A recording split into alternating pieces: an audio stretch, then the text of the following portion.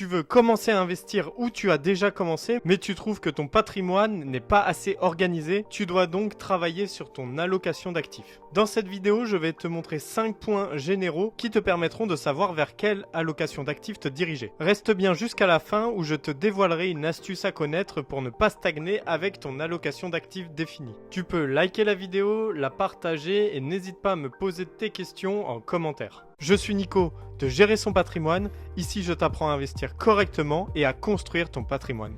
Le premier point à prendre en compte pour faire son allocation d'actifs est l'âge. En effet, si tu es jeune, tu as toute la vie devant toi pour pouvoir capitaliser et construire ton patrimoine.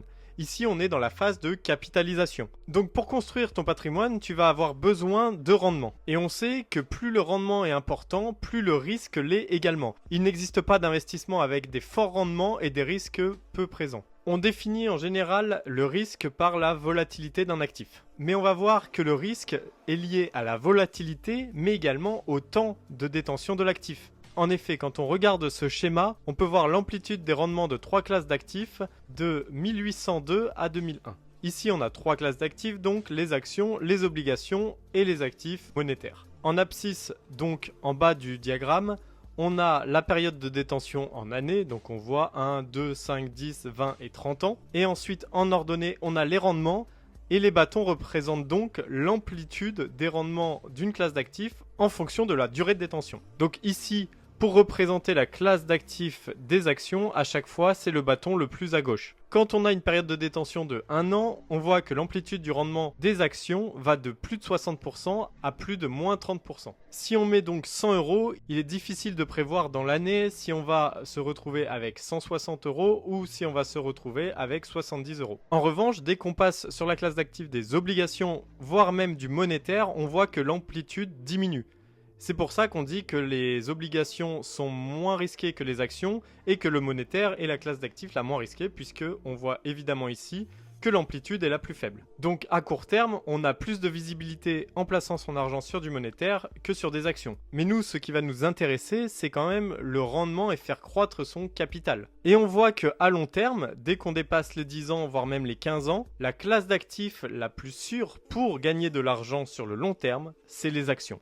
En effet, on voit sur les obligations et le monétaire qu'il y a un pourcentage de chance pour que tu perdes de l'argent sur le long terme. On voit qu'en moyenne, les actions feront 7% sur 25 ans par exemple, alors que les obligations et le monétaire feront moins, voire même tu pourras te retrouver dans une performance négative, alors que pour les actions, forcément ta performance sera positive. Tu comprends bien ici qu'une personne jeune qui a encore plusieurs années devant elle et qui souhaite faire croître son capital a intérêt d'aller plus sur les actions, donc une classe d'actifs réputée comme risquée, car volatile sur le court terme. Et ainsi on arrive donc sur la deuxième phase. Après la phase de capitalisation, on arrive sur une phase de sécurisation du patrimoine. Plus on va vieillir, plus on va sécuriser une partie de son patrimoine pour pouvoir avoir plus de prévisibilité sur celui-ci. On va donc allouer un peu plus de pourcentage sur des actifs plus sécurisés, donc moins volatiles, avec une amplitude de rendement moins importante sur du court terme. Lorsque l'on a un âge avancé, on ne pourra pas se permettre de ne pas avoir de visibilité sur la fluctuation de son patrimoine. Pour schématiser tout ceci, on peut se dire qu'à 30 ans, il vaut mieux être à 80% voire 90% de son patrimoine sur des actions, et le reste, donc les 10-20% sur des sécuritaires comme du fonds euro ou des livrets. A l'inverse, à 65 ans, on peut être à 30% en actions pour avoir une petite poche de rendement tout de même pour continuer à faire croître une partie de son capital, mais avoir une majorité de son patrimoine sur du sécuritaire, donc 70% environ, et sur des actifs qui génèrent des revenus, donc comme des SCPI ou alors du fonds euro ou des livrets. Ce premier paramètre qui est l'âge nous rapproche tout naturellement du deuxième paramètre qui est l'horizon de temps. En effet, pour ce paramètre, il faudra que tu te poses la question par rapport à tes liquidités.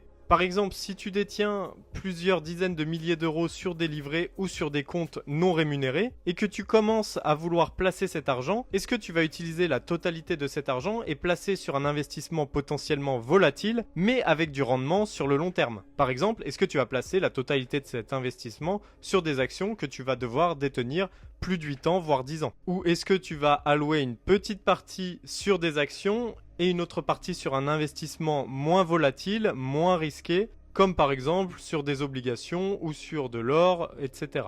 C'est pour ça que pour ce deuxième paramètre, il faut bien prendre en compte tes horizons de placement en fonction des poches de liquidité que tu détiens. Bien sûr, à ce stade-là, tu ne peux pas encore faire ton allocation d'actifs puisque tu comprends bien qu'il va manquer d'autres paramètres importants pour avoir ton allocation d'actifs générale. Ainsi, pour compléter ces deux paramètres précédents qui sont assez complémentaires, on va arriver sur un troisième complémentaire qui est l'objectif financier. Ici, tu vas devoir définir donc tes objectifs. Et le mieux est de le poser sur un papier avec une échelle de temps. Par exemple, je souhaite acquérir ma résidence principale dans environ 5 ans. Mes enfants feront des études dans 10 ans qu'il faudra que je finance et je souhaite donc placer tant d'argent pour les études de mon enfant.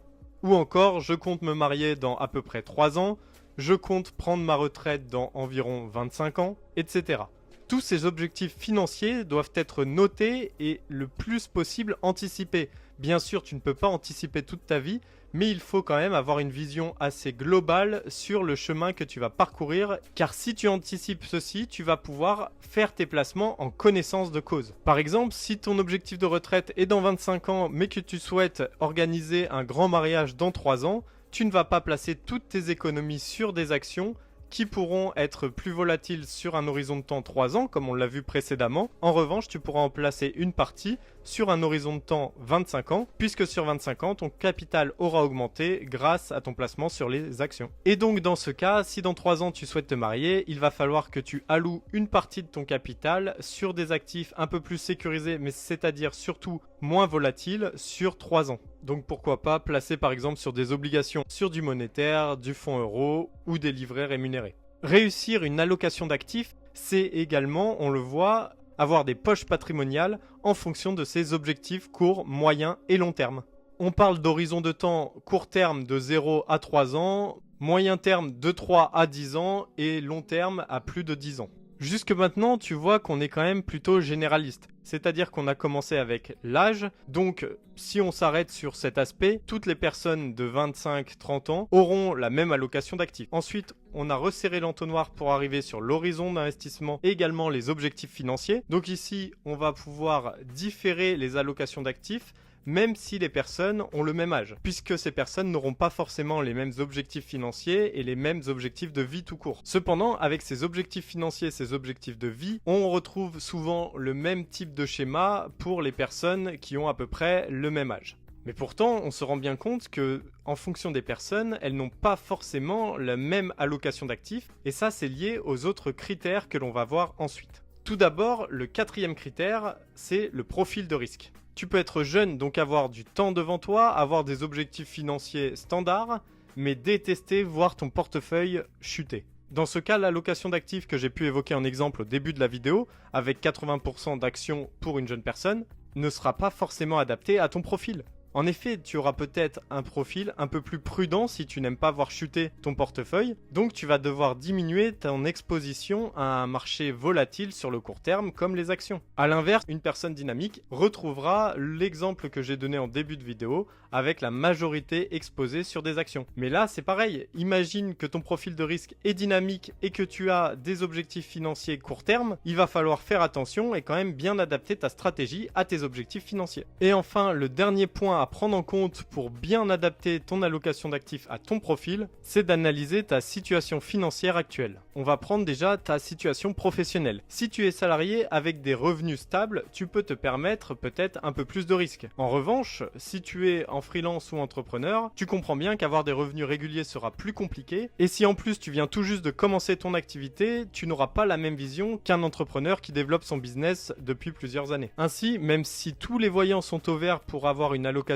dynamique et que tu es entrepreneur depuis peu de temps, il va falloir faire attention et peut-être allouer une part un peu plus importante sur du sécuritaire que si tu avais été salarié avec le même profil dynamique. Une fois que tous ces points sont listés, tu peux donc définir ton allocation d'actifs générale et après commencer à réduire de plus en plus en entonnoir pour pouvoir définir exactement sur quel actif tu vas investir et pour quel montant en fonction de ton profil. Et donc la petite astuce que tu as dû comprendre petit à petit au fur et à mesure de cette vidéo, c'est que l'allocation d'actifs n'est pas figée. En effet, elle va dépendre du coup de ton âge, mais elle va dépendre aussi de tes objectifs, de ta situation financière et de ton profil d'investisseur. Il faut bien comprendre que tous ces éléments vont changer au fur et à mesure de ta vie d'investisseur. Tu auras peut-être un profil prudent au début et en commençant à investir, en accumulant de la connaissance, ton profil d'investisseur va se diriger de plus en plus vers un profil dynamique. Il est donc important de suivre ton patrimoine tout au long de ta vie et de voir exactement si tu es plus ou moins surexposé à une classe d'actifs en fonction des objectifs que tu t'es donné. N'hésite pas à aller voir dans la description, tu trouveras mon adresse mail, tu pourras ainsi me contacter et on pourra se prévoir un appel téléphonique gratuit pour que je t'aide à construire ton allocation d'actifs générale. N'hésite pas à liker la vidéo et à t'abonner ici si ce n'est pas encore fait.